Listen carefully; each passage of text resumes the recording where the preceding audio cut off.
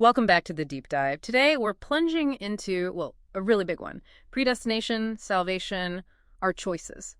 How it all fits together. It's complex stuff. Divine will, human freedom, destiny. Okay, let's unpack this. Yeah, definitely a deep topic. And our sources, they give us a really rich way to look at it, how God's plan and our, freedom to choose actually work together. Our goal here is really just to clarify these ideas for you, drawing out what these specific texts say, hopefully without making it too overwhelming. Okay, so where do we start? The sources seem to really ground this in God's absolute sovereignty, right? What God plans happens. That's the foundation. Here's where it gets really interesting. Yeah. The texts strongly emphasize that what God purposes, well, it will happen. You see scriptures quoted like Isaiah saying, "The Lord of hosts has purposed, and who will annul it?" Or Daniel saying, "Nobody can stop God's hand." Right, unstoppable. Exactly. But here's the crucial insight from these sources. God's predestination works through his perfect foreknowledge. Yeah. It's not like some deterministic script overriding our will. It's more like divine recognition. He knows the free choices we will make. So his knowing isn't him making us choose. Precisely. His knowing is him acknowledging what he foresees we will freely do.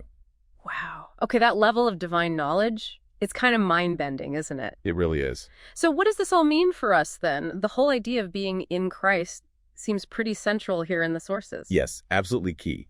Predestination, according to texts like Ephesians, happens in Christ. What that means from our human viewpoint is we sort of become the chosen ones by choosing Christ and, crucially, persevering in that relationship. God's choice is based on his foreknowledge of who will freely choose him and stay faithful right to the end. There's that analogy in the sources. I found it really helpful. The drowning person. Oh, yeah, the rope analogy. It's a good one. So someone's drowning, a rope gets thrown. That rope is grace, right? A free gift. Yep. And grabbing the rope. That's our faith. You don't earn the rescue by grabbing it, but you do have to choose to accept that offered grace. That's it, exactly. Accepting grace isn't about merit. It's just embracing God's love. And God, with his foreknowledge, already knows who will make that choice, who will grab hold of that rope and, hang on.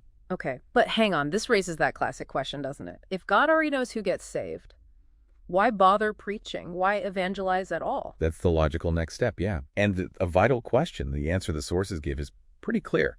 We don't know who is predestined. So evangelism is, well, essential. Paul asks in Romans, how can they believe in the one of whom they have not heard? Yeah, believe if you haven't heard. Makes sense. Right. Evangelism is the actual mechanism God uses.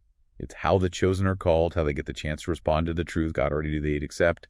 And there's another layer too. Evangelism demonstrates God's justice. Well, think about those parables, like the wheat and the weeds, or the fishing net that catches all kinds of fish.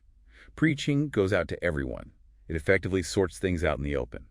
It reveals who genuinely accepts God's call and who rejects it. This process validates God's righteous judgment before all creation. Everyone sees the choice being made.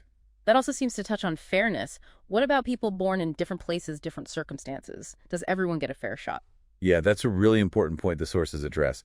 The idea presented is that God ensures every single person receives the maximum possible light that their own free will allows them to handle. Maximum possible light. Okay. So even if someone's born where maybe the gospel isn't preached widely, God's justice isn't thwarted, their opportunity for choice is respected. It might be through their conscience, the light they do have, or some texts even suggest perhaps future opportunities, maybe in a different age or setting where things are clearer. Like a second chance. Not exactly a second chance after rejection, but ensuring a genuine chance based on the light received. The core idea is nobody gets to judgment and can honestly say, I never had a chance or I didn't know. God's justice ensures that. That's a lot to take in. This has been, well, a really deep dive into how God's foreknowledge, his grace, and our freedom all weave together. It really is complex, and it definitely challenges us, doesn't it, to trust God's justice and his sovereignty, even when we can't fully grasp how it all works. But this framework from the sources, it gives us a way to, wrestle with these big truths. So thinking about all this, what really stands out to you listening right now? Does this perspective shift anything in how you view faith or maybe your own responsibility? And here's something to really chew on. If God already knows our final choice, but he still offers us all these opportunities, these moments to turn to him, what does that tell us about how much he truly values our free will? Think about that.